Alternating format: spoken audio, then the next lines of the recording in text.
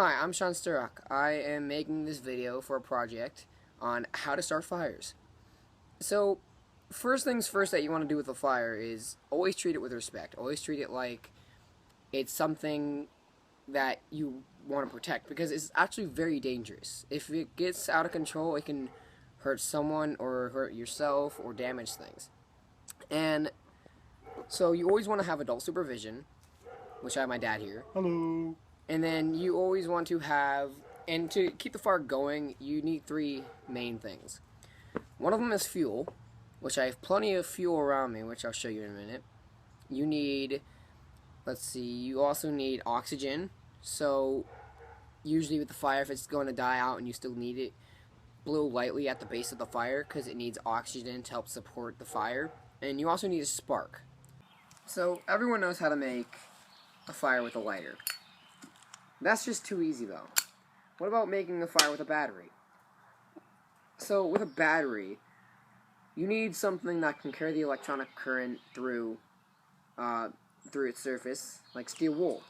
Steel wool is basically just metal cotton, except it does feel like real cotton.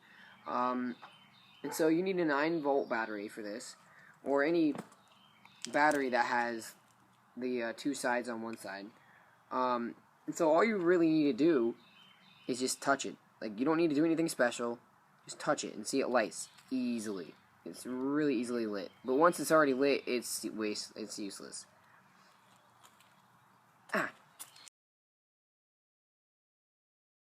You always need a base of the fire. There's a base of the fire, there's the middle level of the fire, the top of the fire.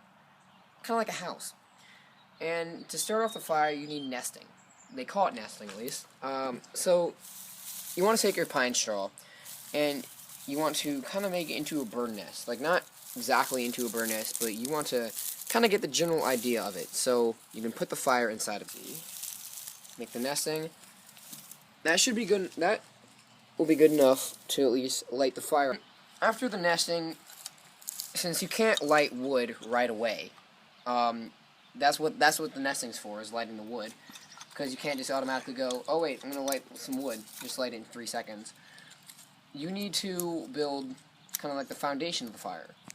So there are many different ways to build this, and there's many different methods. And the way that the method that I'm teaching you right now or demonstrating is the log cabin method. So as the kindling inside lights, the fire it'll catch onto the wood. It'll get bigger. As long as you have fuel, oxygen, and a spark.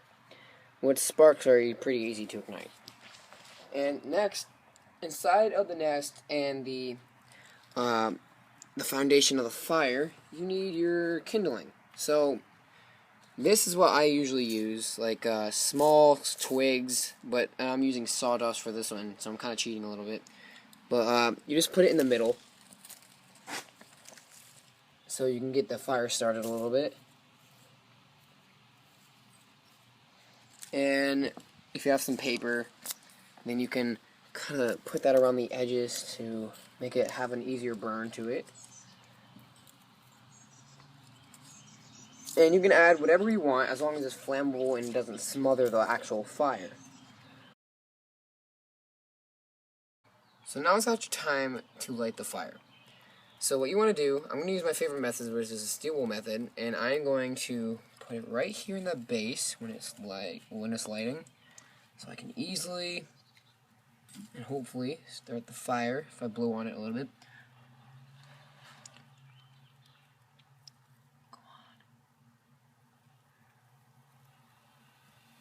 There we go. Now you want to make sure that you don't blow too hard, because then you're gonna smother the fire and put it out. So when it's light, just blow it lightly. There we go. And it's starting to spread into the kindling, and hopefully soon enough it will spread out to the fire. So just remember, fire can be extremely dangerous and it'll burn you. But I hope you guys enjoyed this video, and if you guys ever need fire, then hopefully you learned something today.